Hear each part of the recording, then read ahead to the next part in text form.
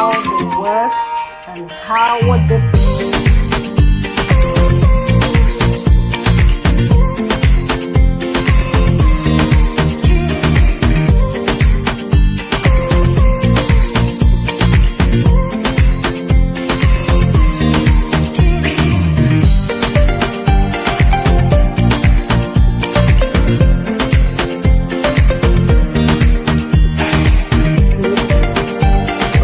basically, when it comes to the creative element, it depends. When it comes to choosing the right product for my skin, it's all about the ingredients for me. Naija skincare products are authentic, fresh, and best of all, completely organic. I love the Motherland Moisturizer. It's designed to smooth and silken the skin without ever feeling greasy, and their Jade Roller has literally become a part of my self-care routine. Visit naijaskincare.com today and receive 20% off your first order. For beautiful skin you were born to love.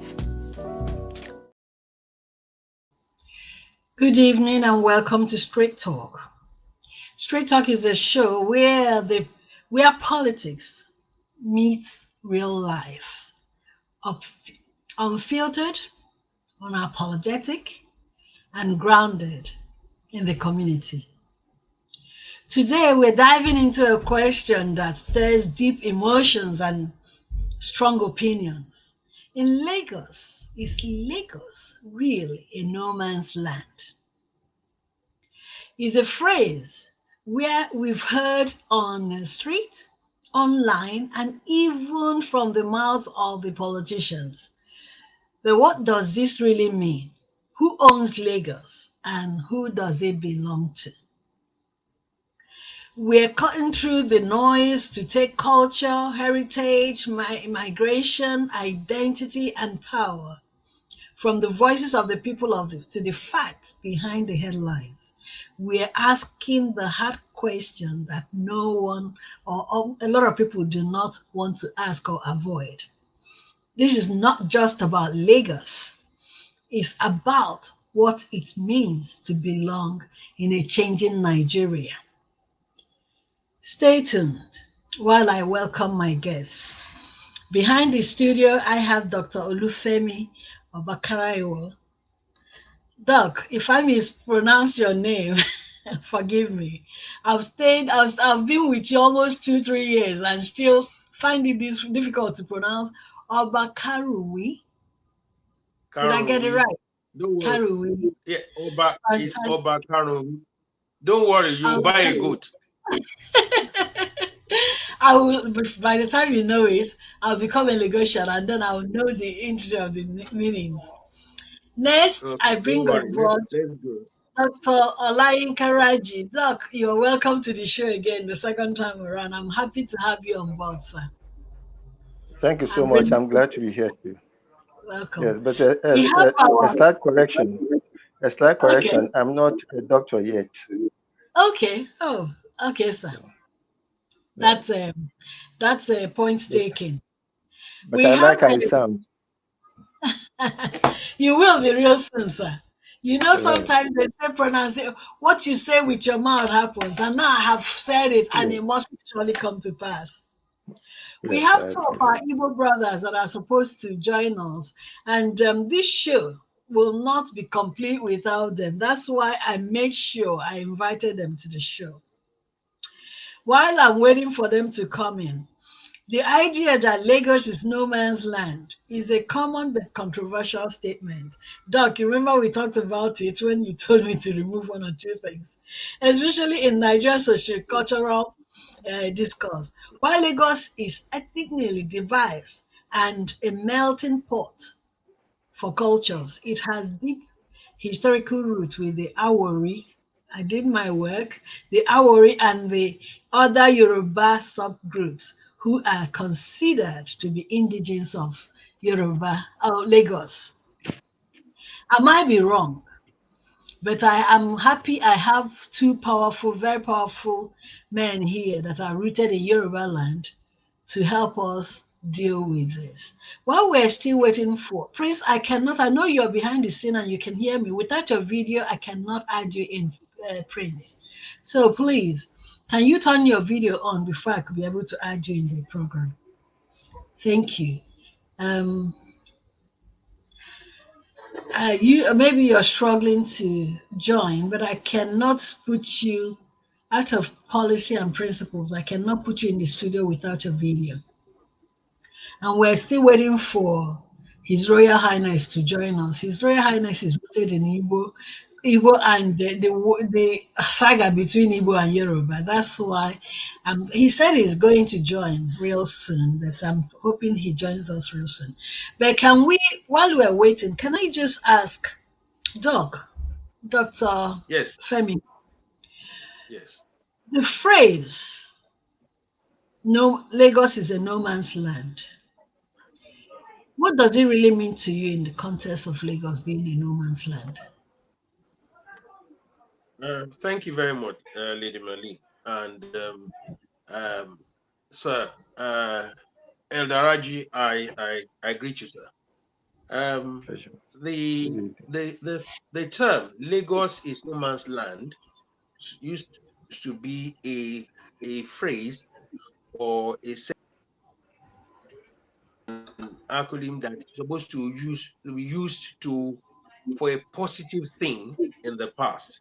In the sense that Lagos is encompassing, Lagos is welcoming to everybody. That is to say that you come to Lagos, you can make it in Lagos. That is, it doesn't belong to the fact that because you're not born in Lagos, you cannot make it in Lagos. That was where that came from. That Lagos is the no man's land means that when you come to Lagos, you can make it in Lagos. That was how that's what it coined from. So if from Abeokuta, if from Ijebu, you are from Kano, when you come to Lagos, Lagos can prosper you. That was how it came to. But some people are going to turn Lagos no man's land. That is to say that nobody owns Lagos. But it's a wrong interpretation to that. Maybe in the course of our discussion, we'll go further that because some people tend to forget that Lagos, as in Lagos State, is not the capital of Nigeria. There's a Lagos and there's a Lagos State. So the Lagos that was capital of Nigeria is not Lagos State. So when people now come to Lagos and Lagos State and say that it's no man's land, it is an insult to the people and the indigenes of Lagos as a whole, and also to the Yorùbás and their Aworis that are actually the original owners of Lagos. So when we come from somewhere else and say, it's like someone say London is a no man's land and say that you can just do anything that the way you want. It doesn't work like that. So it is an acronym of not. Lagos is not the first capital of Nigeria. There was Lokoja, there was Calabar. So there were other capitals before Lagos. And those places were not called no man's land because those people will not allow them to do it. But because Lagos is welcoming, and that's why they say no man's land, not as in nobody owns Lagos, as is you can prosper in Lagos. You don't have to be an indigenous of Lagos to prosper. That was how it came by. But some people are beginning to abuse that. I'll leave it for that until we get to further discussion. Saraji, can I place the same question? Because what that means to you might be different from what your understanding to no man's land means to Doc. In fact, Doc has put it very, very succinctly, and I can't even add anything to it other than to repeat what he has said. So I'll not repeat what he has said. I'll take it. And I thank you, Doc, for making it very, very clear that Lagos is welcoming of any and everybody. And that Lagos, that was capital of Nigeria, was no more than Ikoyi and part of Victoria Island, which is less than 5%. In fact, which is less than 1% of the current Lagos state. And then the term Lagos has now expanded to even include areas way far away from the original Lagos, so that people who are staying in Ikorodu, for instance, will claim to be in Lagos.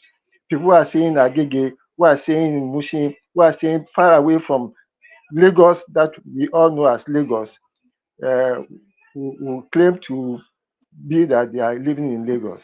So when you say Lagos is no man's land, I think there should be a definition of that space that people are claiming to be Lagos, to be no man's land. And then even after that definition, further clarity will be made to show that Lagos indeed is somebody's land.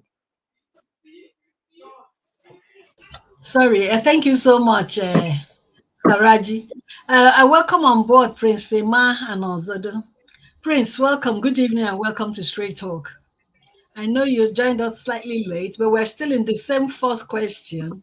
What does Lagos mean to you? If you can tell us a bit to yourself and then what Lagos means to you as a no man's land. Yeah, good evening, Lady Marlene. Thanks for having me this evening. My fellow panelists, I greet you all. As you mentioned, Lagos, everybody knows, is the economic center of Nigeria as it stands today.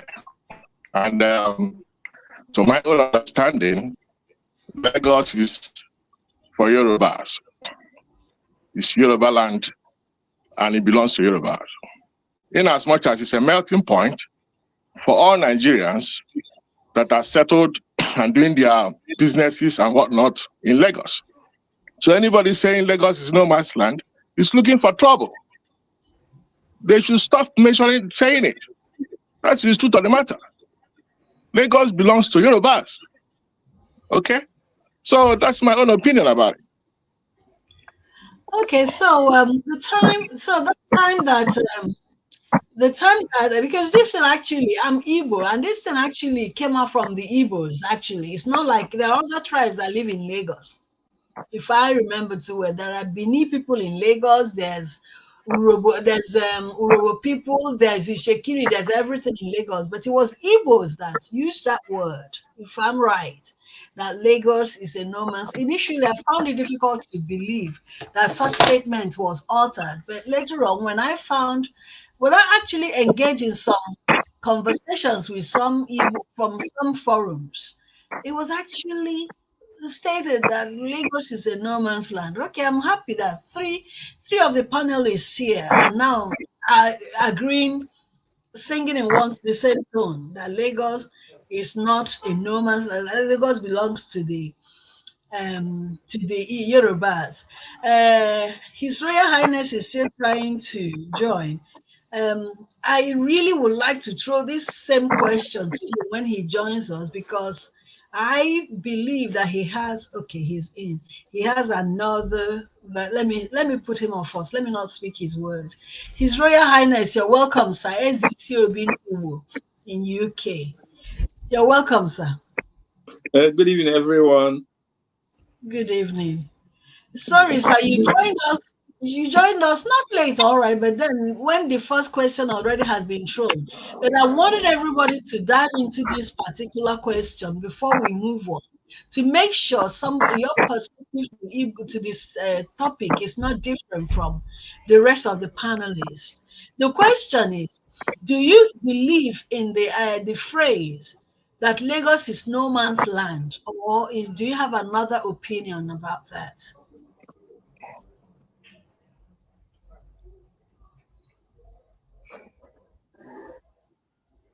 Am I to answer the question? Yes, sir. Yes, sir. It's to you. Sir. Yes. Okay. Good evening, everyone. Thank you for inviting me in this discussion. God help us to answer these questions and this discussion, and everybody will be happy. First and foremost, Lagos Lagos City is in the side of Yoruba land, and once it is inside of Yoruba land, it is no man's land. it is somebody that has that land and or community, but because of what happened before the colonial masters, one, who found Lagos? Who discovered Lagos? Lagos was discovered in 15th century by Portuguese that are trading on slave trade. And that is 1472. They met Aworis communities there. And they started trying to lure them into their business. Now, the Aworis, they are fishermen in Lagos, but basically they are from Ile-Ife. Lagos is not their home base. Then the Portuguese used that place because of the ocean, build the place, and they made that place to be the port of exporting the slaves to both to the Western world. So it was Portuguese that discovered Lagos, and eventually, when British government colonial master came, they took over from Portuguese and used that place as capital of Nigeria. Because it fell into the hand of Yorùbás. Being a capital of Nigeria,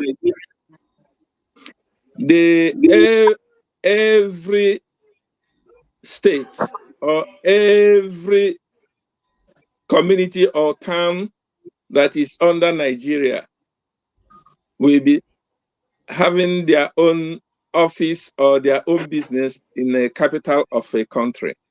So every Nigeria centered their businesses in Lagos and developed Lagos because it was capital city of Nigeria.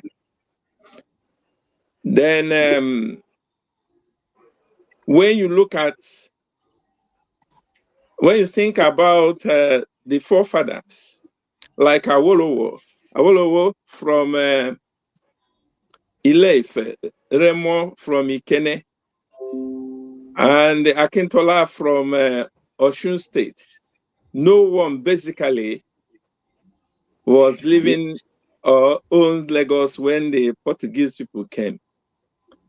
And from there, when Lagos was named as capital of Nigeria, so it attracts everyone, both the north, east, west, everybody centered their businesses because that is where the development starts from. Thank you. So, thank you so much. So, does that justify the word being a no man's land? Can that justify that phrase, Lagos being a no man's land? It belongs that side because when you look at the geopolitical like zones that is in Nigeria or natural zone, the Lagos belongs to Yorùbás, but the other Nigerians contributed in developing Lagos, so it belongs to the Yoruba side of the country. So we cannot say that. So we all agree that it's not Lagos belongs to the Yorubas.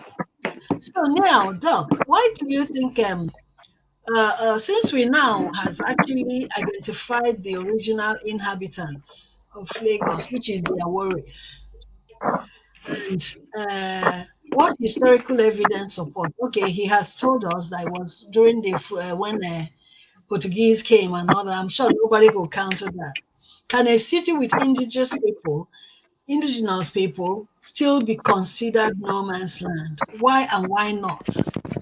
Because this thing during with politics, during politics is around the corner again. When it starts again, is it going to come back again? Are Igbos still going to? Because this is a war. I call it a war between Yoruba and Igbo. Recently, was it a few days ago, a king in Oka, a Yoruba king in Oka, Igbo land, celebrated the Yorubas there. I saw something similar to that. I believe is let me state exactly his name. And why I'm saying this is because this problem between Igbos and Yorubas, I think is about time for it to be quenched, for us to talk about it. Alaji Abdulrazak Olahon. He's known as the Eze Chinedu. He's the Kabiesi of Yoruba in Oka. So there's Yoruba land in or Yoruba clan in Oka, which is Anambra State. Why are we having so much problem in Lagos State identifying Igbos in Lagos State? Doctor, this to you, please.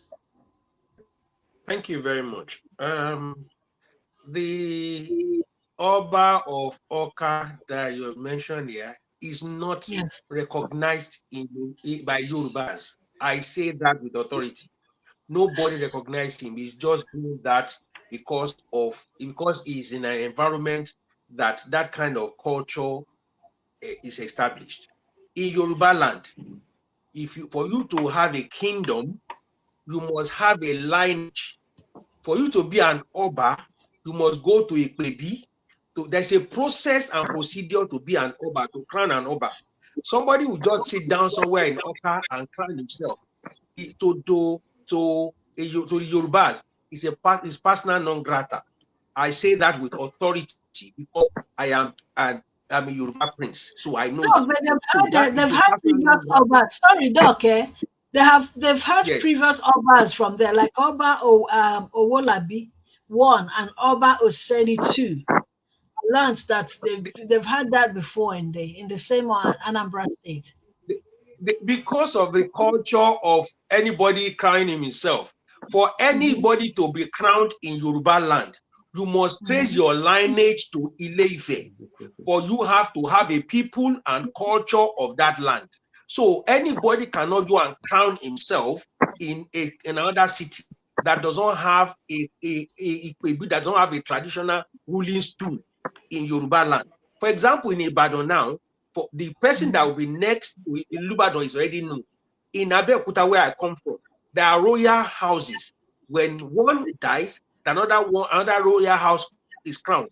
You don't go another somebody's town and go and crown yourself. He is just a ceremonial chiefing himself and his cohort. Yoruba culture, we don't recognize those kind of people. They can be anything wherever they want. For now, I can decide I'm the king of London and then crown myself.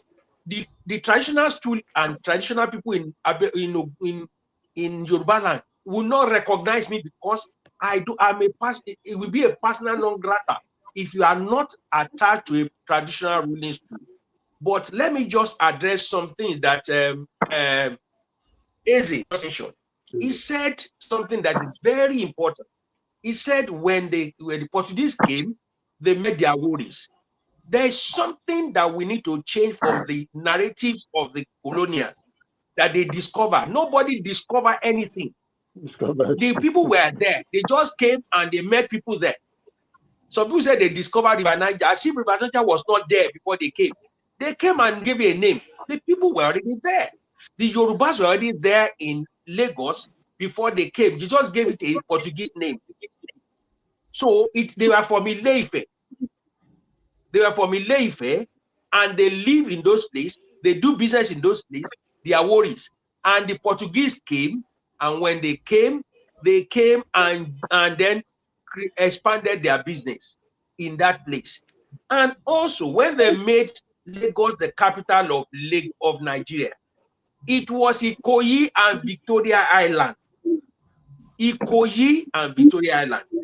Lady Marlene, when my grandparents on my mother's side, hello, can you hear me? Yes. Yeah, go ahead. I can hear you. Yes. Yes. My Yes. my We my cannot hear my you. maternal parents are original Lagosians who have a lineage to the Sierra Leone and the Portuguese.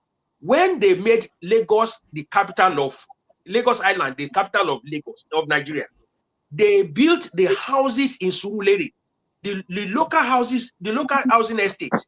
They built in Surulere near the stadium.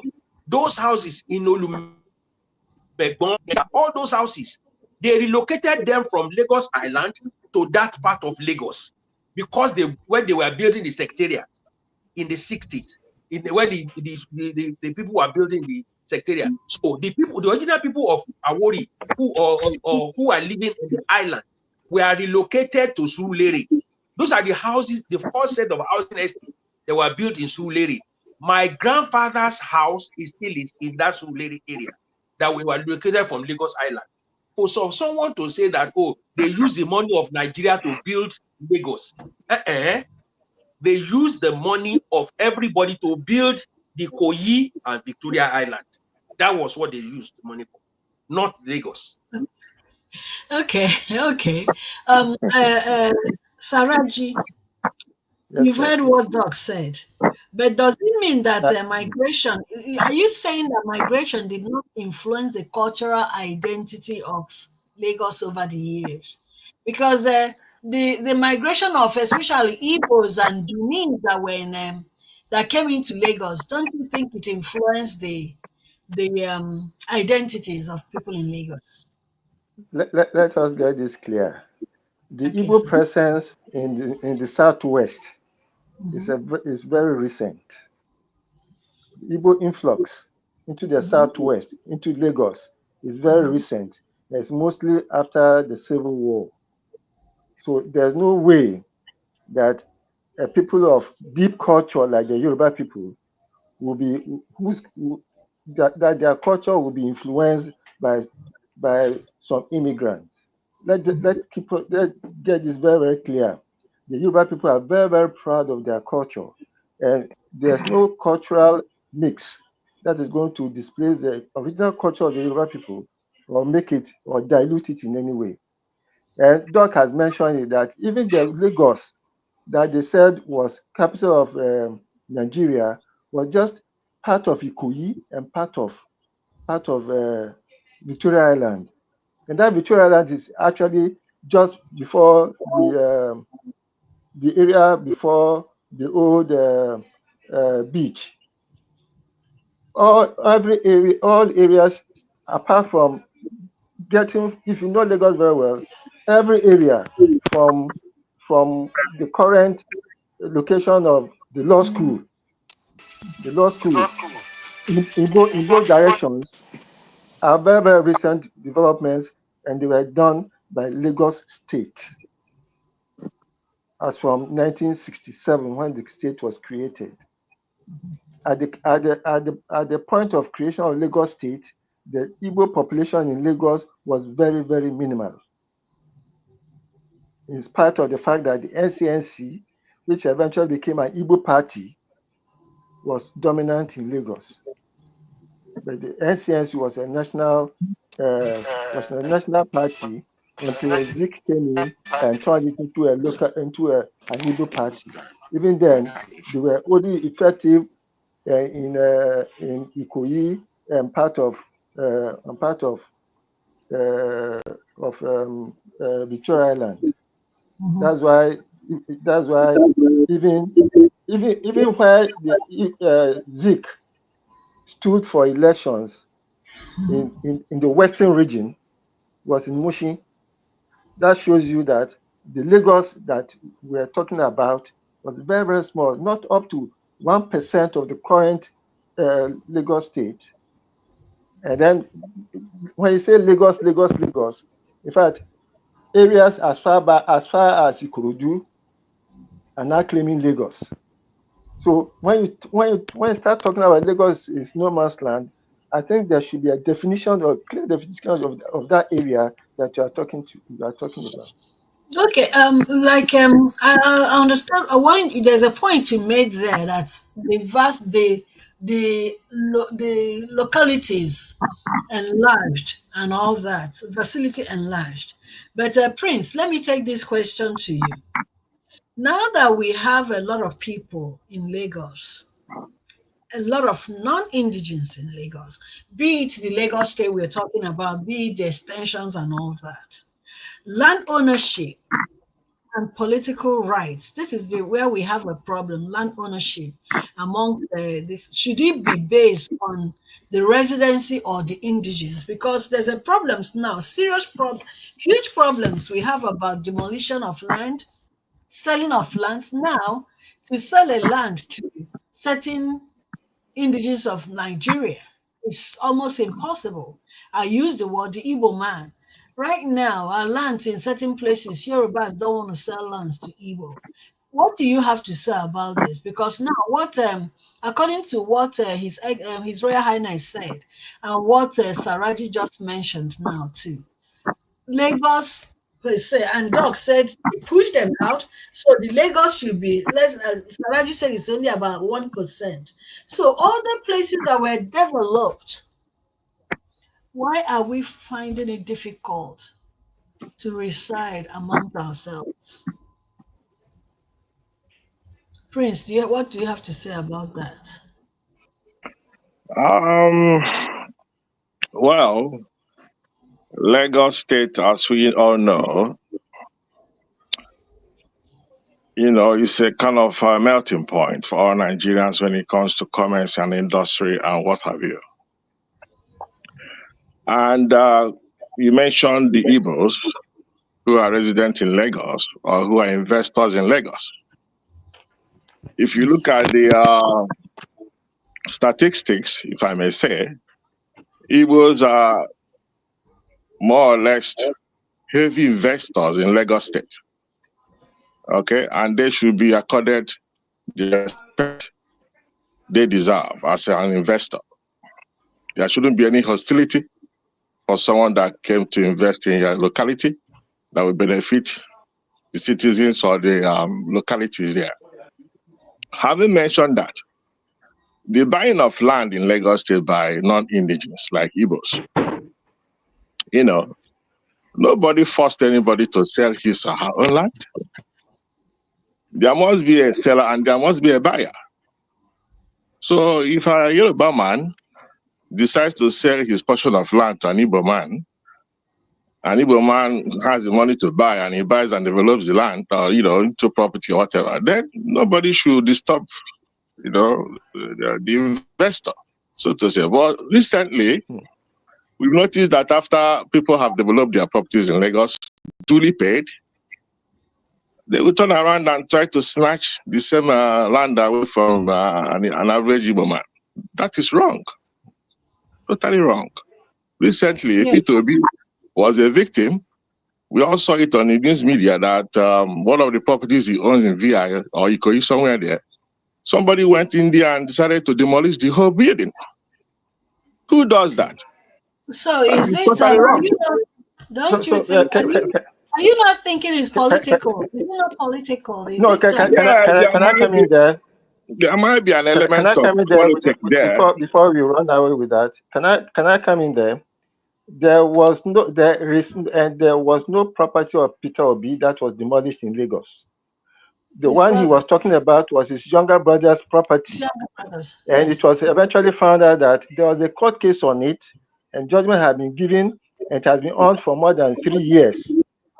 So they just came to implement the court decision when he came in. So let us get the facts straight. And there's no deliberate policy to demolish Igbo people's buildings. Okay, sorry, sir. Thank you. Let His Royal Highness come on that, because I know I heard there's a few things that, especially selling of lands. My sister lives in Aja, and it has affected them. Certain lands they used to sell before 2019 election. Now they cannot sell. They don't. The indigenous of those areas do not want to sell to Igbos. That I know for sure, category for sure. His Royal Highness, do you have anything to say in regards to that? Because it's a very important topic for us to know exactly why we are fighting this war among ourselves.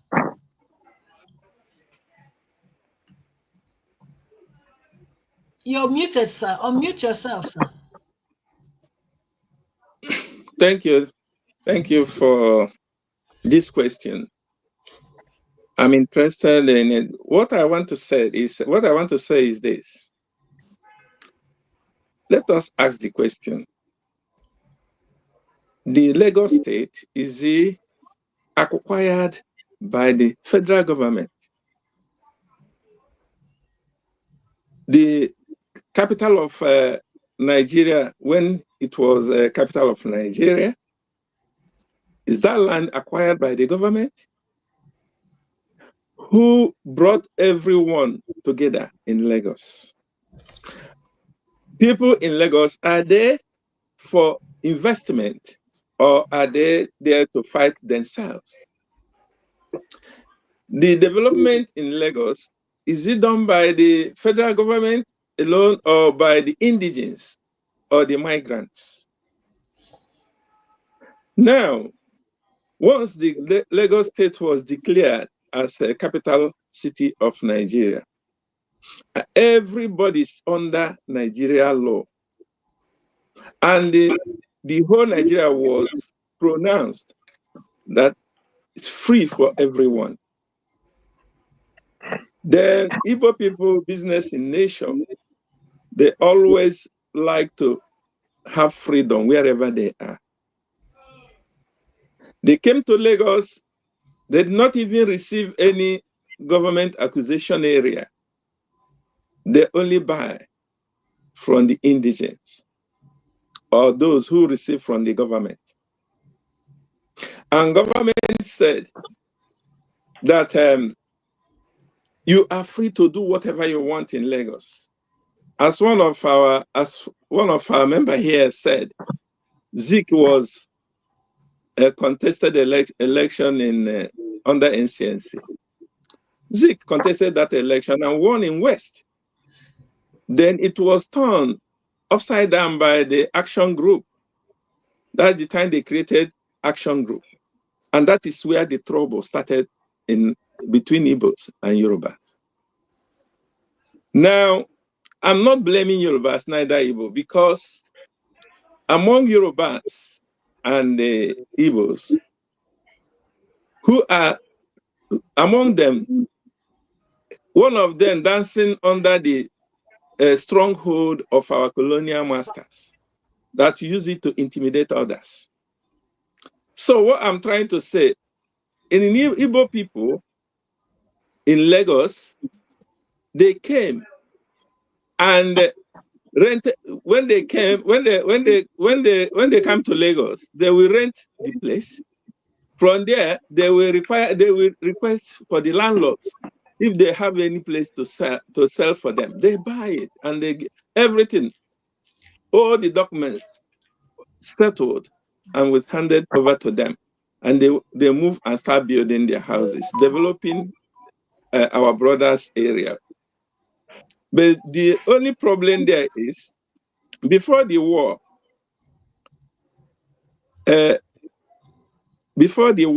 Igbos, they have started business in Lagos, developing Lagos, because I know my uncle, who is Salwiso Juku, who bought almost half of the land in mainland and developed some.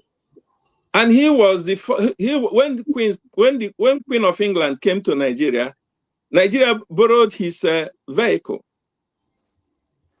for Queen to be used during her visit.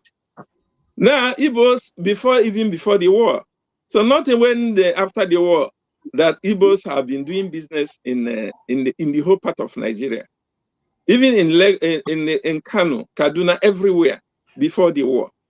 So what I'm trying to say is the problem between Yorùbás and and the Igbos. I may call it envy, because and jealousy, because of the nature of Igbo being in business, trading everywhere, both everywhere in the world, and anywhere they are, they like to live freedom, develop the place. They will not disturb any political or anybody. The only thing they love is their businesses. They follow it up, and with their progress, they develop outside Igbo land more than their own home areas. Like Lagos was under the empire of Benin. Even up to today, Oba of Benin still nominates somebody who will be the Oba of Lagos. So all of us, we are one. But the envy after the war, when Igbos were given only 20 pounds, those who have money in the bank, and come and see the development, even during the military regime, the only thing Igbos can do and obtain their daily meal is their trading. Even the head of state, they bound every importation under license. By then, my uncle again, Kennedy Chuku, if you want to import something from abroad, he will hire the license given to a Yoruba man or Hausa man to import goods until when Babangida came and lifted everything His up. Royal Highness, without being biased, sorry, sir, without being biased, this is still to you. I am Igbo. All I've been hearing since is we are this, we are that. Have you not thought about us being part of the problem? Without holding words. Lady Are Marlene, we not Igbos part of the problem? I can say respond something to about that one. Please can I let respond to Lady? talk. I'm coming to you now. Let His Royal Highness just as my brother. Let him answer that, please. Igbos are not part of the problem. They are not problem. Recently, the coup of 1966 was attached to Igbos. Now, Babangida book revealed that it's not Igbo coup. And who planned for it? Then it was turned to maltreat Igbos. But I told you, I'm not blaming the Yorùbás. I'm not blaming the Igbos. The only people I blame is Britain, who brainwashed some Nigerians against Igbos because of their progress and their business nation. Thank you.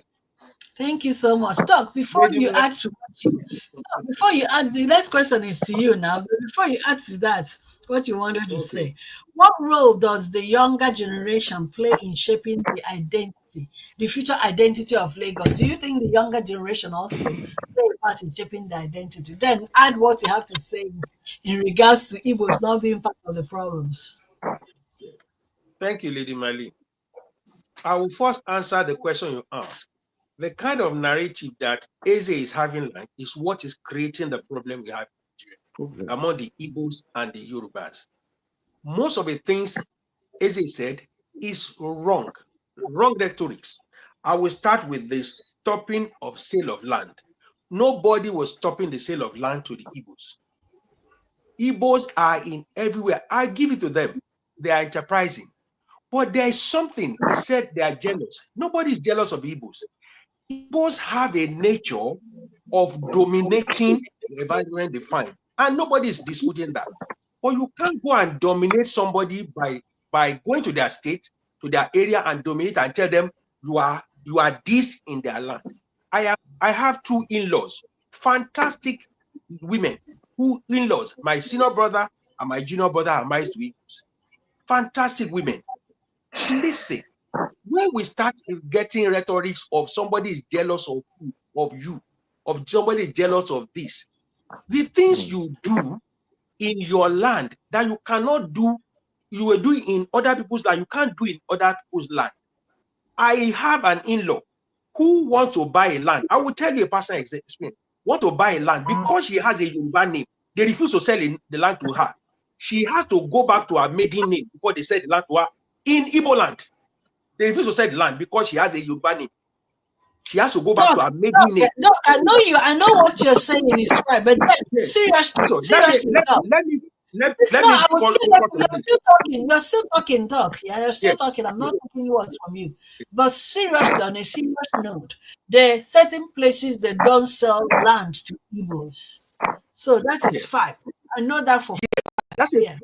that's a fact. That's a fact. The reason why this is beginning to was prevalent is recently when it becoming political. In the 60s, it was a little bit political, but it was quelled when there was a military coup. In the 60s, when Zik, that Yorùbás are embracing. Zik came to Lagos, won an election in Lagos. He won an election in Lagos. Yoruba voted for him. There were majority of people in Yoruba land were in Lagos were Yorùbás. They voted for him. They saw a good person in him. They voted for him. So we don't jealous anybody. We see good people, we vote for them. But when you come to an environment and you begin to put your culture over their culture, that's where people begin to rebel. That was what happened in where people begin to stop selling land to people. Because they now say that, well, you sold your birthright. When you start telling that to people, people now say we're not selling land to you anymore. So it is the rhetoric that is begin to make people stop selling land. When you begin to come to people, look at Festac now. Festac is becoming an Igbo land. You go on the street of Festac, you see people speaking Igbo as if you are in Oka. So it is when we get to a particular area, you begin to alienate people that come from that area. You begin to alienate them. This is And when you Nigeria, get to a place like Alaba, you don't want people that are not Igbos to have shops in Alaba. When you begin to do those things, people That's begin not to true. rebel when they have an opportunity to rebel. That is not Let me true. just That is address not one or two. true. Sorry. Let me That just is address not one or true. two things. Another one is not that you don't have, if you're not Igbo, you cannot. Is what effort? There's when I was growing up, there's this thing that my parents always say. I'm sorry if I'm wrong, that Yorùbás are Yes. lazy. That's a word, you know. It does not mean if you're strong, if you're hardworking or not even hardworking, if you're into electronics and you're a Yoruba person, you go to Alaba, they will not give you shade. That is not true. But it's just that, Igbos, we carry each other along. We carry each other. Madam, Let me explain something to you. Let What you Doctor just said finish, now then I'm coming to you, Sir Raji. that is what Sorry. you have said now, my Lady Marlene, is wrong. When you get to the core of these businesses, you realize what they. I'm telling you from a personal experience in Abeokuta, where I come from. There is a place called Chapon in Abeokuta, where Igbos are selling wares. What they do is that what they've done in that they've chased everybody, almost everybody that's not Igbos out of that vicinity. What will happen is that there will be robbery in that Chapon. They will rob Yorùbá shops, and none of the Igbo shop will be touched until those people leave those places. These are happening. Don't they are when we begin to say these things, it fuels things that are not right. But when people begin to fight back and say, we now say, oh, we don't want to sell, we are people are going anti-Igbo. They are not people are going anti-Igbo. People are beginning to become defensive, are beginning to be enlightened that yes, come and do business, but don't come in here with a domination spirit. The Igbos are enterprising. And when people say Yorùbás are lazy, Yoruba have their own strength. Igbos have their own strength. Yorùbás are focused on educative and on education per se. Igbos are business oriented. So the cultures are different. Culture of a Yoruba man is different from the culture of an Igbo man. So we must Doc, let me respect give and recognize. Sir Raji chance. Sorry, Sir Raji, quickly. So also, sir, the issue of the 20 pounds is a lie. 20 pounds after the World War, of the Civil War, many Igbos got their things back, their properties back that's not from a the lie, Yorùbás. Doc, no, how can you say it's a lie? Madam Marlene, why are you contradicting him? Why don't you let him finish? Let me tell you what happened, Lady Marlene. Most of them have converted their money to a Biafra flag. No. So when they got back, the Biafra franc have no value, has no value. So when they brought it back, they gave them 20 pounds. Those who have their money left in their banks in the West got their money back. Those who have their properties, people like Vice President Ekweme got his property back. I know people that got. My father, the neighbor to our house in the 60s, got our house. Is a woman, got our house back for my dad. So that rhetoric is wrong.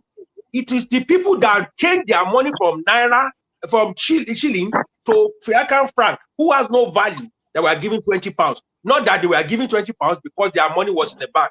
If you left your money in the bank, you get it back. I will still take this question. I will still take this content of 20 pounds to His Royal Highness. But please, Saraji, I need you to actually contribute towards this. And then, if the land is not the problem, why are they changing the names now, the street names and bus stops? Charlie Boy, for instance, the bus stop changed from Charlie Boy to Yoruba name. And most of the names they're changing now from streets, they're changing from Igbos to Yoruba. It's not hearsay. Please, Saraji, can you say something towards that? Doc has said it. And I want to employ my Igbo in-laws. I married a woman from Onitsha. I want to employ my Igbo in-laws to please look into their own character. The Yoruba people, we are an ancient civilization. We are very, very calm. We don't have aggression in us. Yoruba life is calm and easy. Until the last elections, where Tinubu had never held any federal government position before, but the whole of Igbo land was against him. For what? The whole of Igbo land was against him. Even after the elections, I have in-laws who refused to talk to me, not because of Tinubu, but because of what happened in Lagos State, where one Chinedu wanted to be governor. Hold on, let them go on. Let them go on, please. I don't want you to use the word the whole of Igbo, because I am APC, I am Igbo, and I still please, Madam Marlene, if you will only have the patience to listen to me. No, it's the word you use, the whole of Igbo land. You said the whole of Igbo land. I say, because look at the narrative from Eze.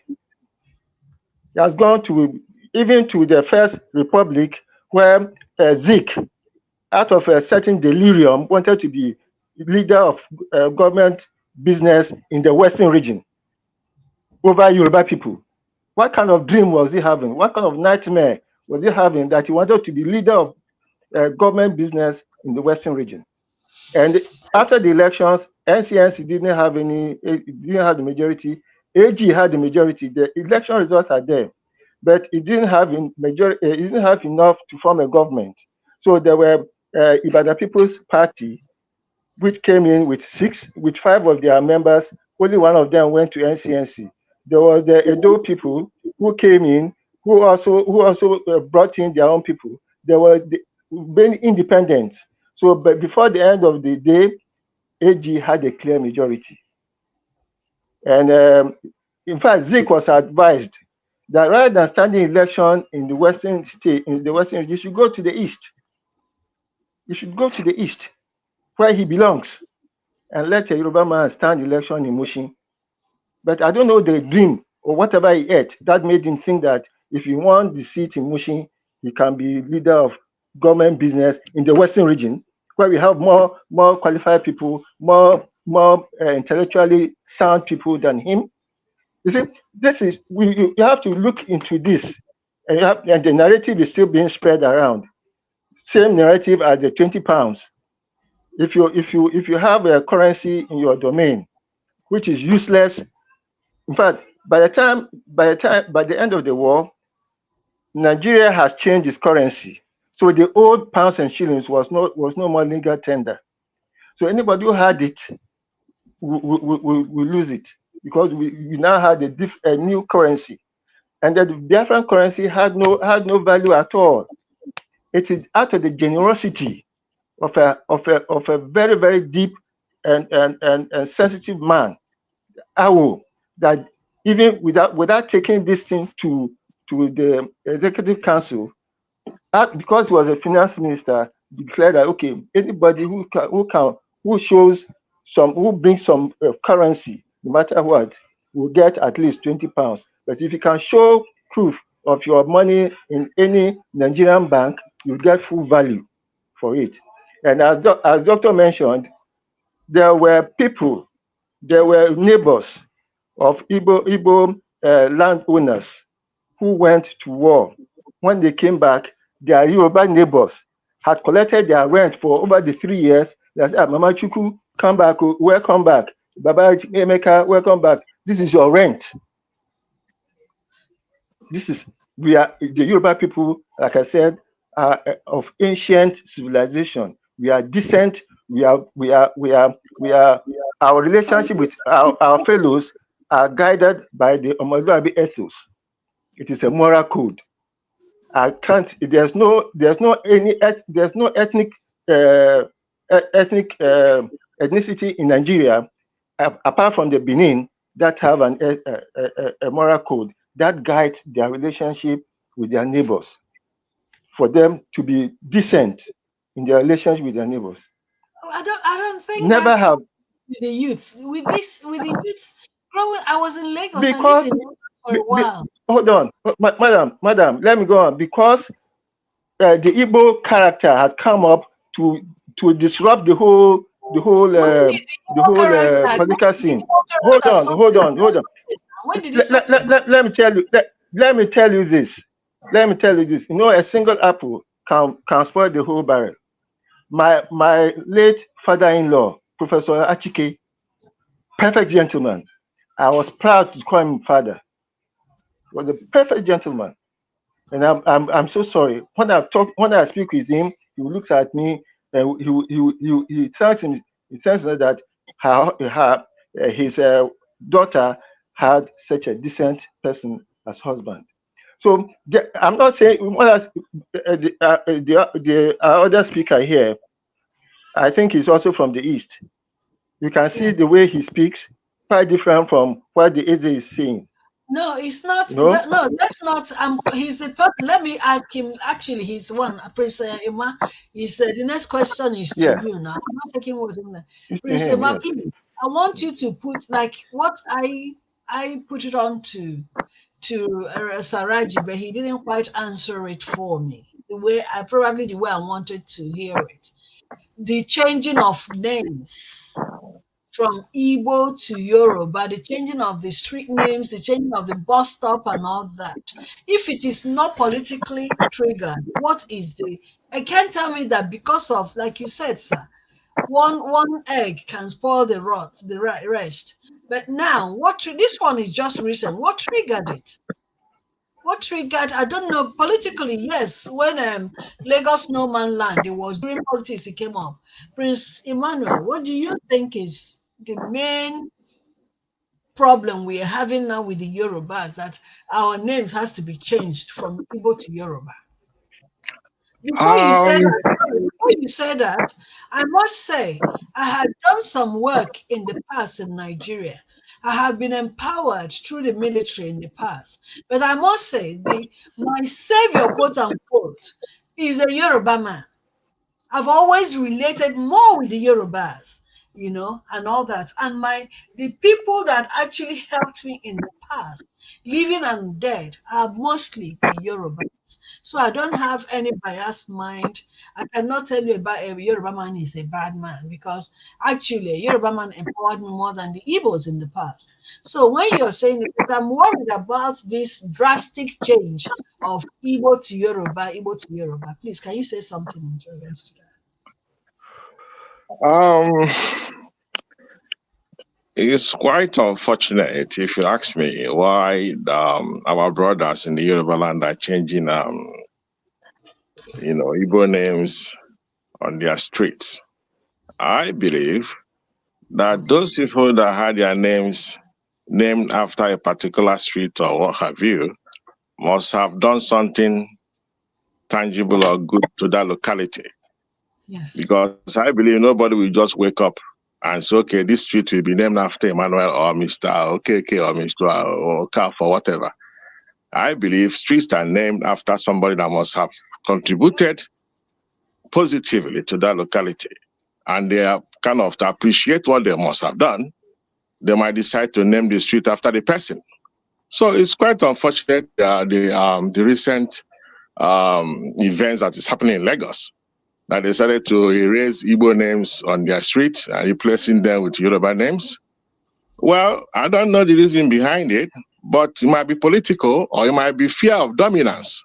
You know, there's this hidden fear among Yorubas that Igbos will dominate them in their locality.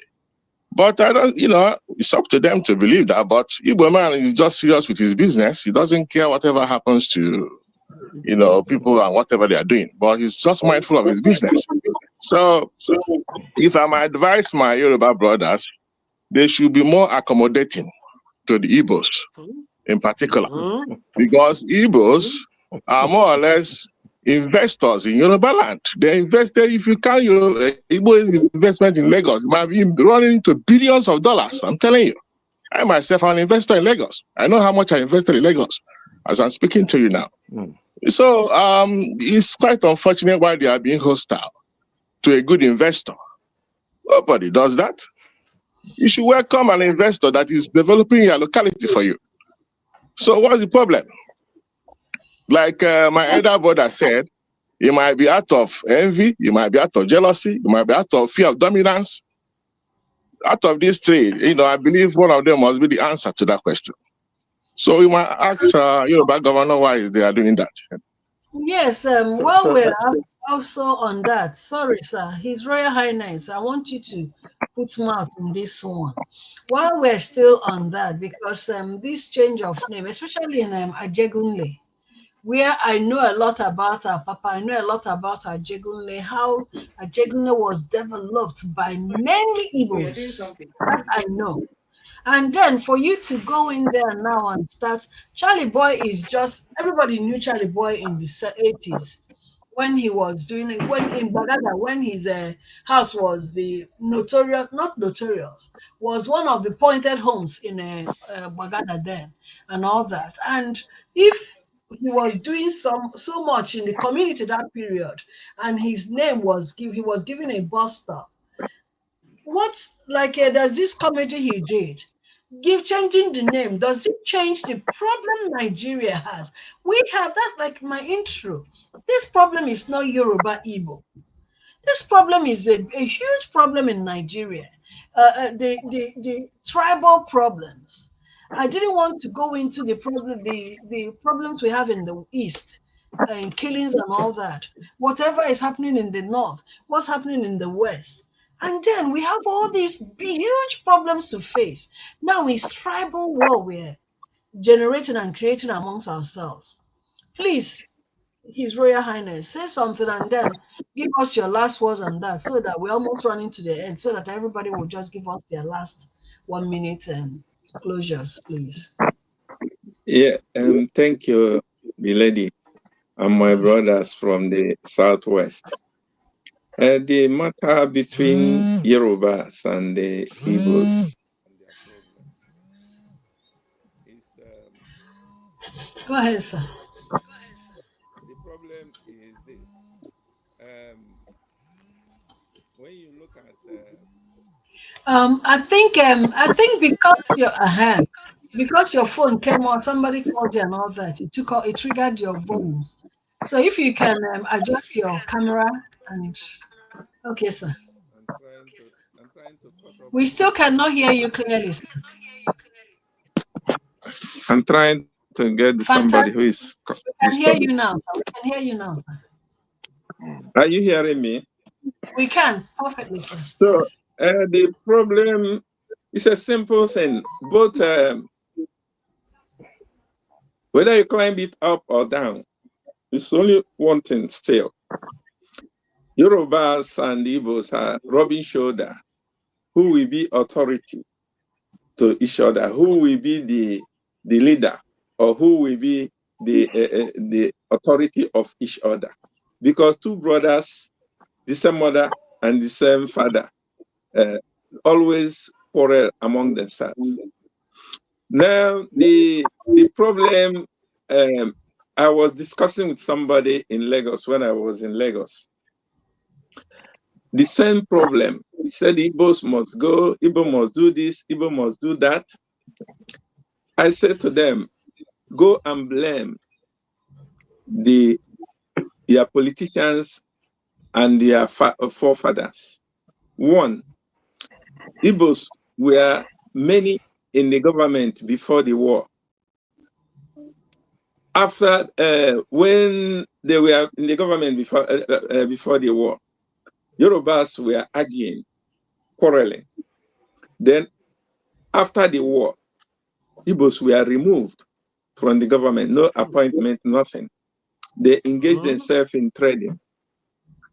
Now, when they engage themselves in trading, now, if I told the guy, if you calculate every money, both home and abroad, that if you bring all together, Igbo, all their resources and their wealth together, both home and abroad, two Yoruba people will bring the whole money down.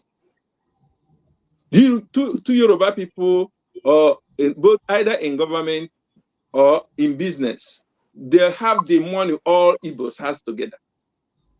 But the problem, they did not allow the Yoruba youths or their people engage themselves in business. Then Igbos came back, and because most of the businesses like bank business or bank industry owned by Yorubas, Igbo man will go to Yoruba to bank and borrow the money for business and pay the interest.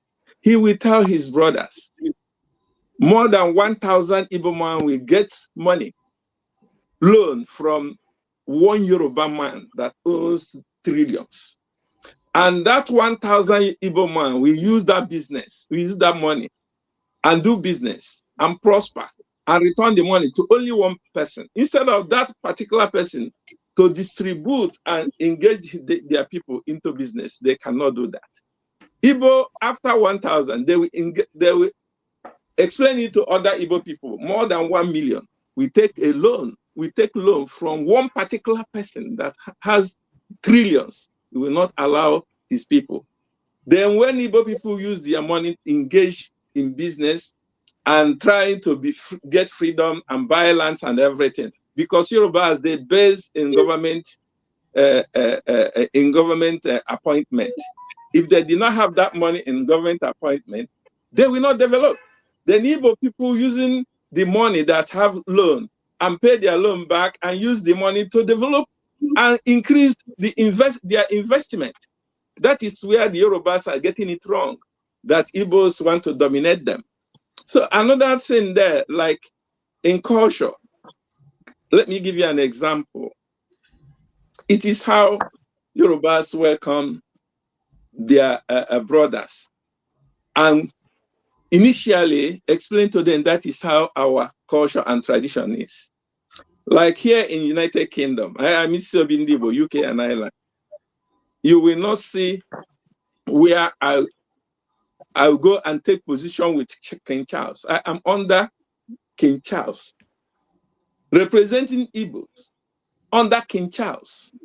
I will never challenge him because I am under him, working under him. Anything he wants from Igbos, he contact me. I let my people know.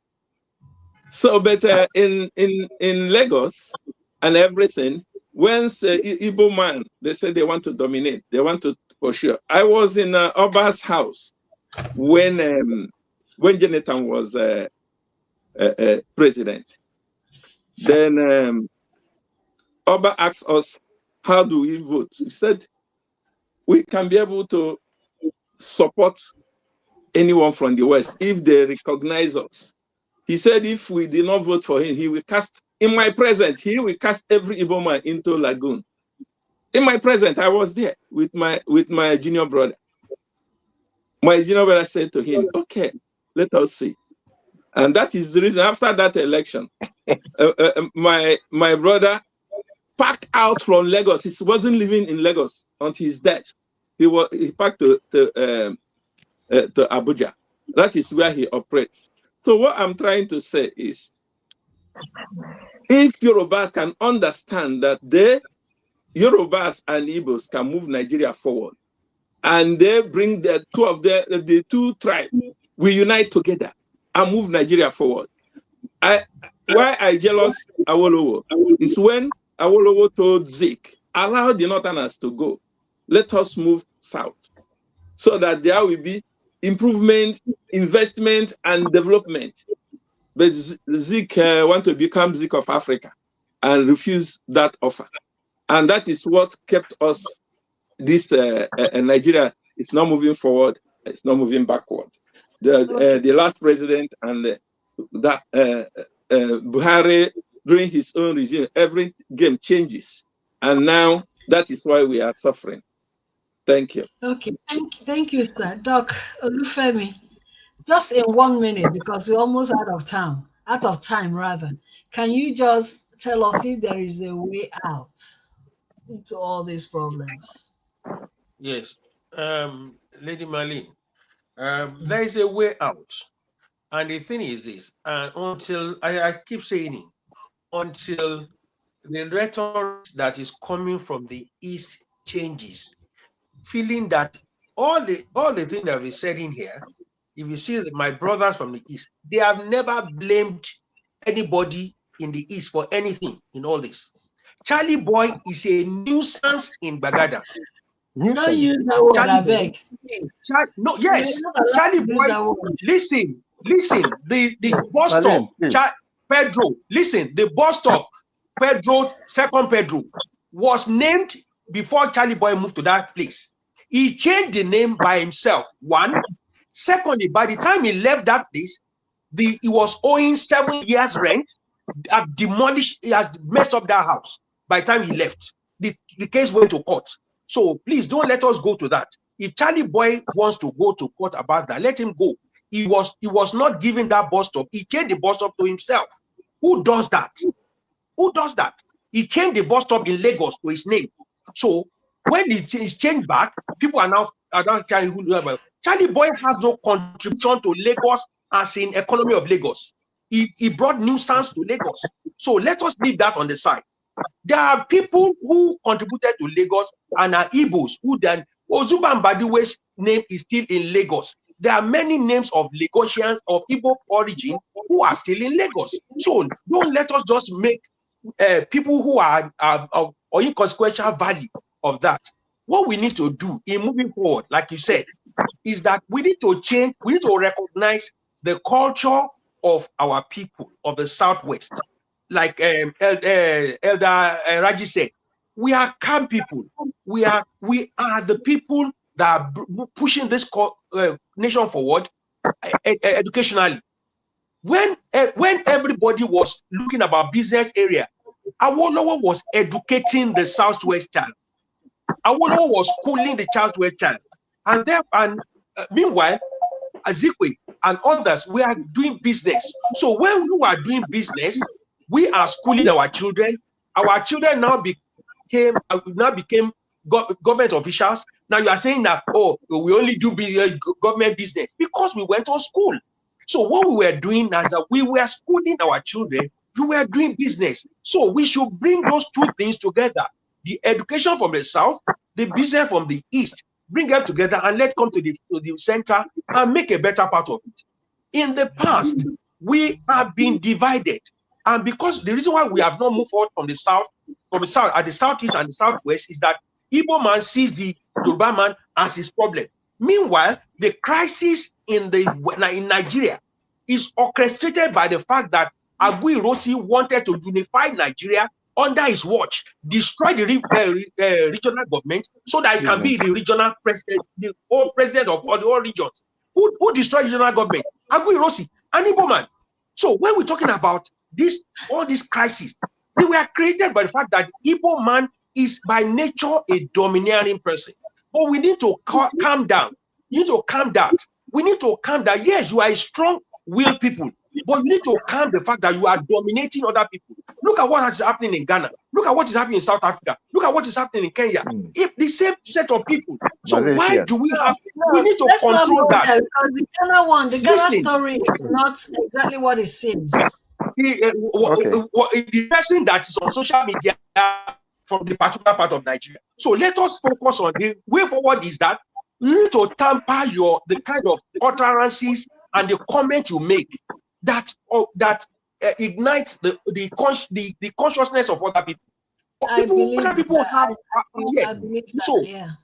So we need to calm down. When Eze was talking about the fact that Zeke was supposed to do something, Hussein came from the east to come and want to be the head of government in the southwest. When people are up, so all this, Doug, please. All this. So in all this, finally, look at, if you see, when Ashwaju was governor of Lagos State, he made Igbos commissioner in Lagos. That is one of the things in moving forward. But what did they do? But Ashwaju before, not Ashwaju now. Ashwaju then is not Ashwaju now. Ashwaju in the past, Ashwaju now.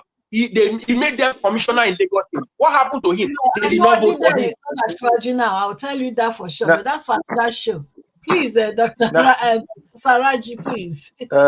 I'm happy that my phone is gone.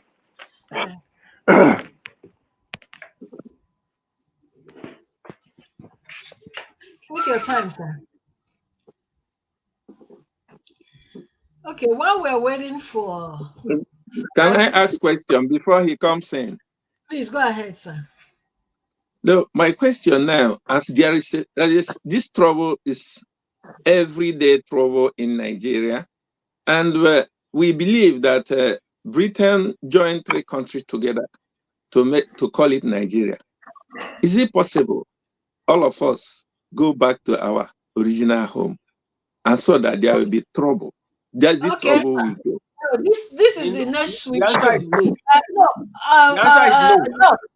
Doc, leave it. This is for next week's show. The next week's show will be: should we divide Nigeria or should we stay in one Nigeria? Should we believe in one Nigeria? It can be discussed today. That is a very crucial, because I know where you're going. And then what I wanted to mention in that regards to that is, I'm an Igbo woman. That's what's killing us. I must agree on that. That's what's killing us. But next week's show will be regards to, should we stay in one Nigeria, or should not just Igbo go, should Yoruba go too? That's our next show. Sarachi is not able to join us, but we've actually exceeded the 20 minutes more past the hour. So I have to end the show now. And as I end it, I want to say thank you so much, everyone, for joining. Thank you, His Royal Highness Isiobi and UK Ireland. Thank you, Dr. Olufemi Obakarui. And thank you, Prince Emmanuel. I got it right this time around. Thank you all for joining us. Until next week, please, should everybody remain blessed. And Igbo and Yoruba, I beg, make we live happily ever after. We have no choice. We must live together anyway. We have